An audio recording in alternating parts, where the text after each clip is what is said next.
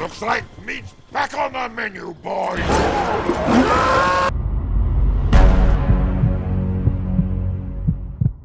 Ladies and gentlemen, welcome back to another video with Swagglehos. And in this video, we got some breaking news. Values are back. That is right.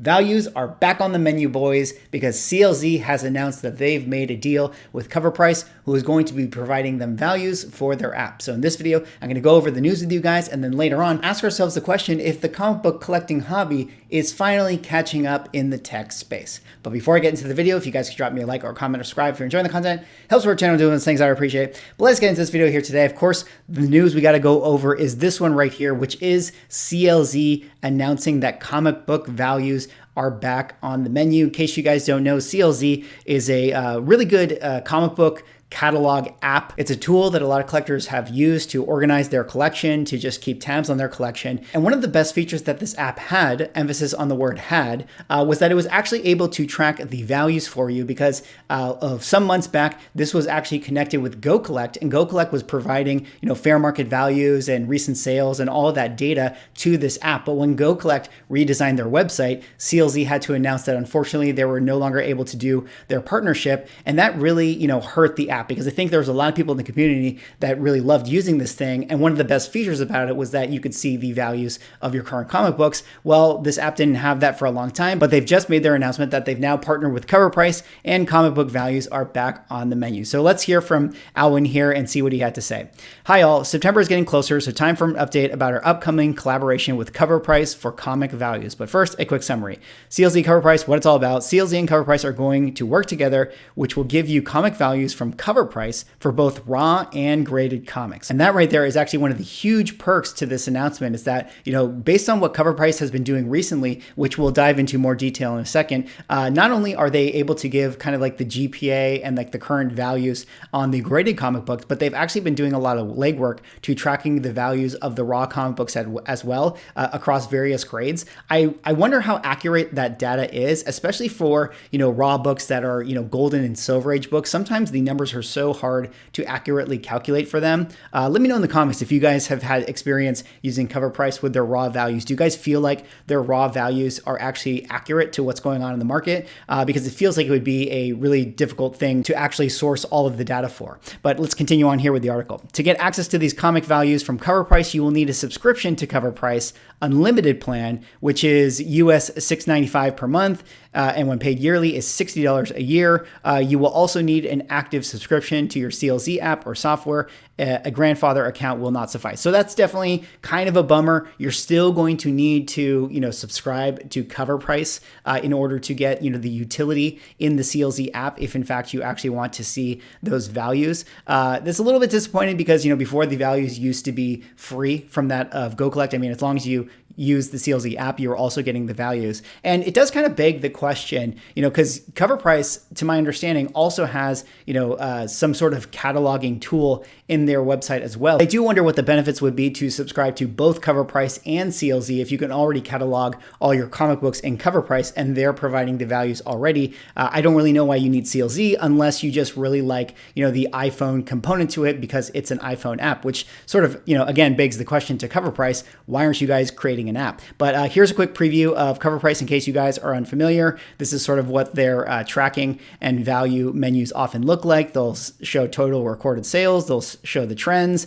They'll show the breakdown of raw and slab comics. So they have a lot of great detail in Covrprice for sure. And this is what it'll actually look like in the raw comic sales. You'll see the most common condition, which actually I really appreciate because those are some of the types of things I look at when I'm creating my indexes and stuff like that. You'll see that they kind of group the various grades in order to create these sort of brackets for the value tracking of the raw. And then of course, the graded comic books, a lot easier to get exact sales data for. And then, they just kind of break it down for you here in this menu. So overall is pretty cool thing that, CLZ and Covrprice are partnering. And I think that that's a huge deal for the comic book market overall. I mean, I definitely think that, a lot of the tools that we have as comic book collectors and hobbyists in this space have been very, very lackluster, especially in a week where we're all complaining about a lack of transparency and lack of orthodox in the comic book grading space and the collecting space and the retailer space. And so it's really, really unfortunate that we don't have these governing bodies or these organized spaces where we as collectors can get, detailed and accurate sources of information. But there is one company that might change that. And that, of course, is Overstreet, who, as you guys know, Overstreet Price Guide for the longest time has been like sort of the gold standard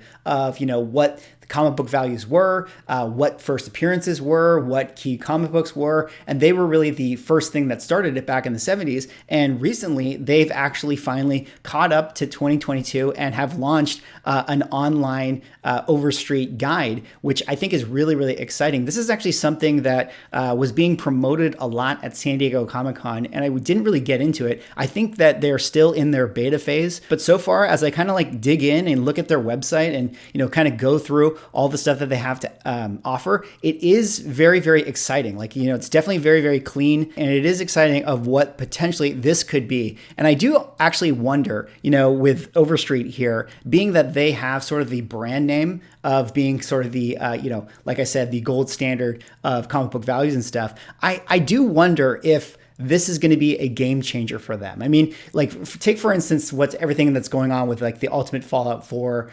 acetate cover, and how we're all upset that CGC is recognizing this as a real comic book. Well, like I mentioned in the past video, CGC is, not a governing body. They're just a service, and they're just grading whatever comic book that is going to provide them business. But if we have a entity like Overstreet who comes in and, they update in their, online guide that this is not a real comic book, like they make definitively an answer that this is actually a bootleg or a facsimile or whatever the case may be, that could be a huge deal for what happens with the comic book market, because then other groups like, CGC or CBCS will all of a sudden start to look back to Overstreet Price Guide, and then they'll start to look to them to be the authority, and then they'll start to recognize, what Overstreet calls as first appearances and things like that. Because I don't necessarily think that CGC wants to be in the driver's seat for identifying why books are key books or why they're first appearances or which books are actually first appearances.